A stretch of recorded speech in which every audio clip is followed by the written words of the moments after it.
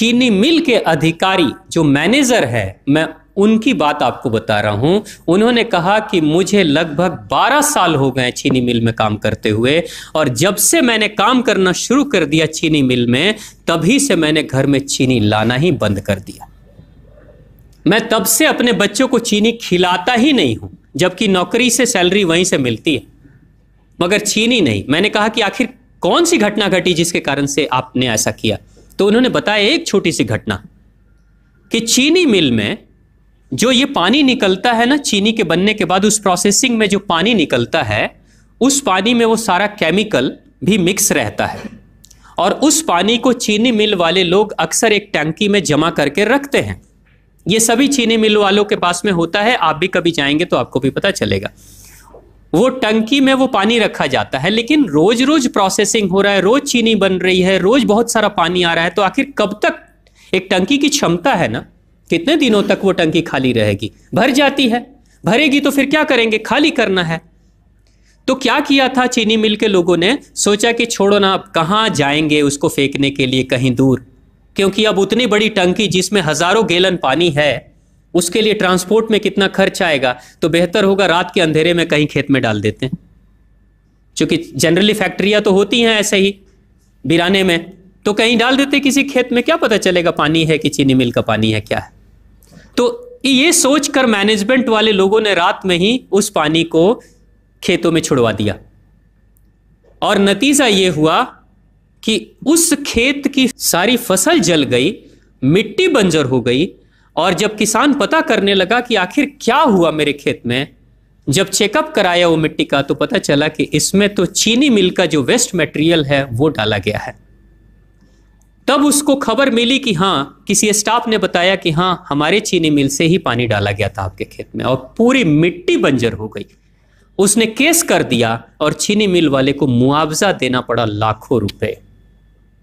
तभी से वो स्टाफ कहते हैं कि जो मिट्टी को बंजर कर दे वो इंसान के शरीर में जाए तो क्या करेगी। उसी के बाद से मैंने अपने घर में चीनी लाना बंद कर दिया।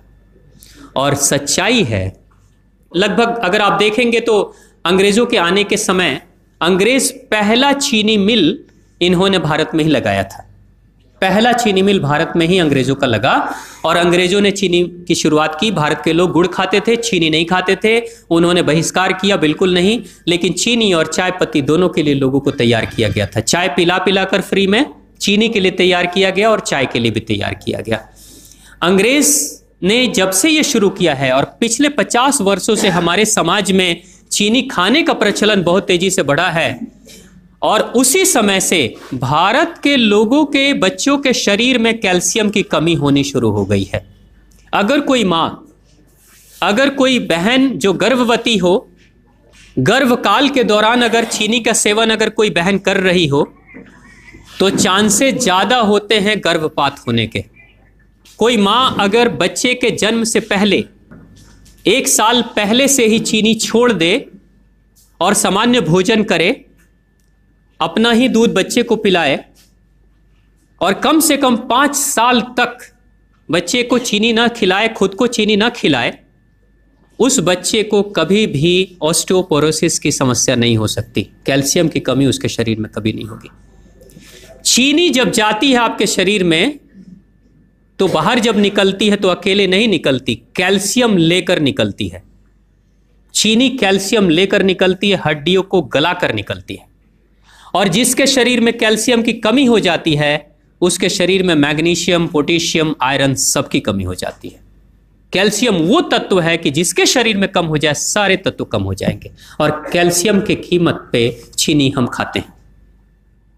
भारत, पाकिस्तान, बांग्लादेश, नेपाल, ऐसे कुछ देशों के अलावा दुनिया के बहुत सारे ऐसे राष्ट्र हैं जहां चीनी का इस्तेमाल ही नहीं होता। आज भी चीनी खाते नहीं, बहुत सारे देश नहीं खाते बिल्कुल। आप गुड़ खाया करिए, वो ज्यादा बेहतर है, चीनी को छोड़िए।